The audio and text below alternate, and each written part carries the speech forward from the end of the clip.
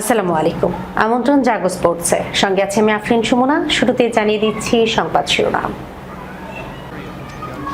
অনেকদিন পর সাকিব জ্বলে উঠলেও হারল দল। ইংল্যান্ডের টেস্ট দলের দায়িত্ব হারালেন ম্যাককালাম।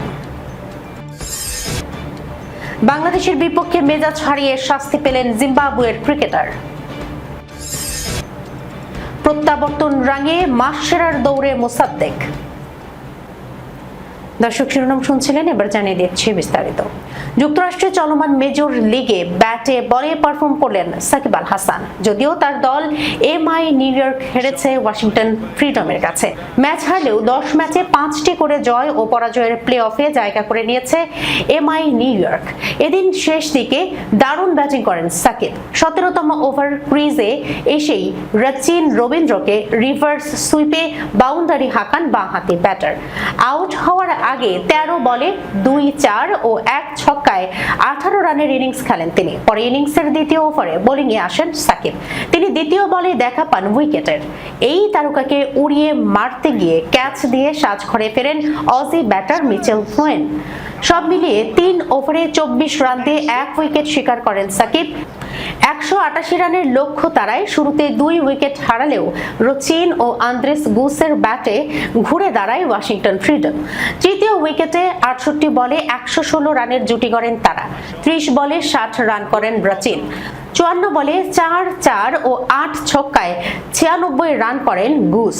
এরপর 5 বলে অপরাজিত 12 রান করে 9 বল বাকি থাকতে দলকে জিতিয়ে মাঠ ছাড়েন ম্যাক্সওয়েল। এ নিয়ে তৃতীয় ম্যাচ খেলতে নেমেছিলেন সাকিব।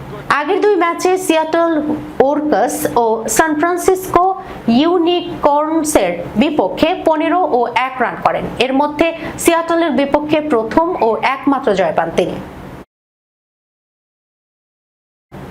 ইংল্যান্ড ক্রিকেট দলের টেস্ট প্রধান কোচের পদ থেকে সরিয়ে দেওয়া হয়েছে Brendon ম্যাককালামকে।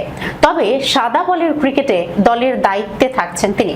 England and Wales cricket বোর্ডের প্রধান নির্বাহী রিচার্ড কোল্ট জানিয়েছেন, খারাপ ফলাফলের কারণেই টেস্ট দলে তার থাকা কঠিন হয়ে পড়েছিল। সাবেক নিউজিল্যান্ড অধিনায়ক ম্যাককালামের অধীনে সাম্প্রতিক 9টি টেস্টের মধ্যে 7টিতেই হেরেছে ইংল্যান্ড। এর মধ্যে আছে 2025-26 মৌসুমে অস্ট্রেলিয়ার মাটিতে অ্যাশেজে 4-1 ব্যবধানে বাজে হার। আছে গত মাসে নিজেদের মাঠে নিউজিল্যান্ডের কাছে 2-1 ব্যবধানে হারও। এই 2 সিরিজই ছাপিয়ে গিয়েছিল দলের মদ্যপান সংস্কৃতি নিয়ে অভিযোগ। ইসিবির বিবৃতিতে ম্যাককালাম বলেন, টেস্ট দলকে কোচিং করাতে আমার দারুণ ভালো লেগেছে। আমরা একসঙ্গে যা অর্জন করেছি তাতে আমি সত্যিই গর্বিত। তিনি আরো বলেন, অবশ্যই এই দায়িত্ব আর চালিয়ে না যেতে পারায় আমি ভীষণ কষ্ট পাচ্ছি। তবে এই সিদ্ধান্তকে আমি সম্মান জানাই। নিউজিল্যান্ডের বিপক্ষে সিরিজের শেষ ম্যাচে ট্রেন্ট ব্রিজে বড় হারের মধ্যেই আন্তর্জাতিক ক্রিকেট থেকে অবসরের ঘোষণা দেন সাবেক অধিনায়ক বেন স্টোকস। এই ম্যাচটি ছিল ম্যাককালামের টেস্ট কোচ হিসেবে শেষ ম্যাচ। টেস্ট কোচ হিসেবে ম্যাককালামের যাত্রা শুরু হয়েছিল দারুণভাবে। স্টোকসের নেতৃত্বে নিউজিল্যান্ড ও পাকিস্তানের বিপক্ষে 3-0 ব্যবধানে সিরিজ জেতে ইংল্যান্ড। পাকিস্তান সিরিজে একদিনেই 500 রান তোলে দলটি। এরপর 2023 সালে ঘরের মাঠে অ্যাশেজে রোমাঞ্চকর 2-2 ব্যবধানে ড্র করে তারা। তবে ভারত ও অস্ট্রেলিয়ায় 4-1 ব্যবধানে হার ইংল্যান্ডের। একই কৌশল সব জায়গায় প্রয়োগ করার সীমাবদ্ধতা প্রকাশ করে দেয়। নিউজিল্যান্ড সিরিজের শুরুটা জয় দিয়ে করলেও মাঠের বাইরে নতুন সমস্যায় পড়ে দল। মধ্যরাতে দলের কারফিউ ভেঙে লন্ডনে একবারে যাওয়ার ঘটনায় দ্বিতীয় টেস্টের একাদশ থেকে বাদ পড়েন স্টোকস ও ফাস্ট বোলার গ্যাস অ্যাটকিনসন। আগামী মাসে ঘরের মাঠে পাকিস্তান সিরিজের আগে এখন নতুন টেস্ট কোচ ও অধিনায়ক খুঁজছে ইংল্যান্ড। বাংলাদেশের বিপক্ষে সিরিজের শেষ ওয়ানডের সময়ে মাঠেই মেজাজ হারান তানাকা চিবাঙ্গা। এ কারণে তাকে শাস্তি দিয়েছে আইসিসি। তাকে তিরস্কার করার পাশাপাশি তার নামের সাথে একটি ডিমেরিট পয়েন্টও যুক্ত হয়েছে। এক সংবাদ বিজ্ঞপ্তিতে বিষয়টি নিশ্চিত করেছে ক্রিকেটের সর্বোচ্চ সংস্থা। লেভেল 1 পর্যায়ের অপরাধের জন্য চিবাঙ্গাকে সাজা দিয়েছে আইসিসি। আইসিসির কোড অফ কন্ডাক্টের 2.3 ধারা ভেঙে লেভেল 1 পর্যায়ের অপরাধ করেছেন চিভাঙ্গা।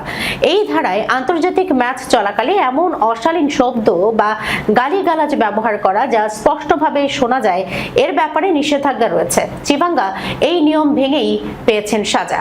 বাংলাদেশের ব্যাটিং এর সময় এমন ঘটনা ঘটিয়েছেন চিভাঙ্গা। বলে থ্রো করার জন্য সতীর্থ ইনোসেন্ট কাইয়াকে বেশ তাড়া দিয়েছিলেন চিভাঙ্গা। কাইয়া তা করতে না পারায় স্পষ্টভাবে শোনা যায় এমনভাবে অশালীন শব্দ ব্যবহার করেছিলেন চিভাঙ্গা। পরবর্তীতে চিভাঙ্গা এই অভিযোগ স্বীকার করে নেন এবং ম্যাচ রেফারি ডেভিড গিলবার্টের প্রস্তাবিত শাস্তি মেনে নেন। ফলে এই বিষয়ে আনুষ্ঠানিক শুনানির প্রয়োজন হয়নি। মাঠের আম্পায়ার আল্লাহুদ্দিন পালেকার এবং ফরেস্টার মুটিজওয়া, তৃতীয় আম্পায়ার আইনো সাবি ও চতুর্থ আম্পায়ার পারিসিভাল সিজারা তার বিরুদ্ধে অভিযোগটি আনেন। প্রায় 4 বছর পর ওয়ানডে দলে ফিরে চমৎকার পারফরম্যান্সের পর আইসিসির কাছ থেকে স্বীকৃতি খুব কাছে মুসাদ্দেক হোসেন সৈকত। অস্ট্রেলিয়ার বিপক্ষে সিরিজ রাঙে এখন মাস সেরা দৌড়ে বাংলাদেশের স্পিনিং অলরাউন্ডার। এক বিজ্ঞপ্তিতে সোমবার বিকেলে জুন মাসের প্লেয়ার অব দ্য মান্থ মনোনয়ন প্রকাশ করেছে আইসিসি, যেখানে ছেলেদের ক্রিকেটে মুসাদ্দেকের সঙ্গে সংক্ষিপ্ত তালিকায় আছেন ভারতের শুভমান গিল ও নিউজিল্যান্ডের নাথান স্মিথ। মেয়েদের ক্রিকেটে টি-20 বিশ্বকাপে আলো ছড়িয়ে মাসের সেরা ক্রিকেটার পুরস্কারে মনোনীত হয়েছেন স্কটল্যান্ডের ক্যাথরিন ব্রাইস, ভারতের শ্রী চারানি ও ইংল্যান্ডের ড্যানি ওয়াট হজ। গত মাসে অস্ট্রেলিয়ার বিপক্ষে সিরিজ দিয়ে প্রায় 4 বছর পর ওয়ানডে দলে ফেরেন মুসাদ্দেক। প্রথম ম্যাচেই তার ব্যাট থেকে আসে ক্যারিয়ার সেরা 86 রানের অপরাজিত ইনিংস। শেষ ওয়ানডেতে তিনি খেলেন 56 রানের অপরাজিত ইনিংস।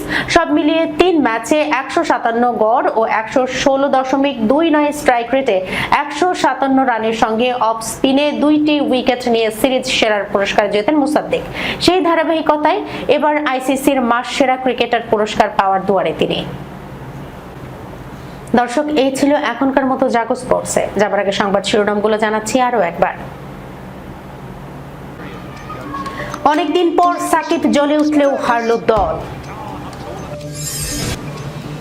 ইংল্যান্ডের টেস্ট দলের দায়িত্ব হারালেন ম্যাককালাম। বাংলাদেশের বিপক্ষে মেজাজ হারিয়ে শাস্তি পেলেন জিম্বাবুয়ের ক্রিকেটার। প্রত্যাবর্তন রাঙে মাস সেরার দৌড়ে মোসাদ্দেক।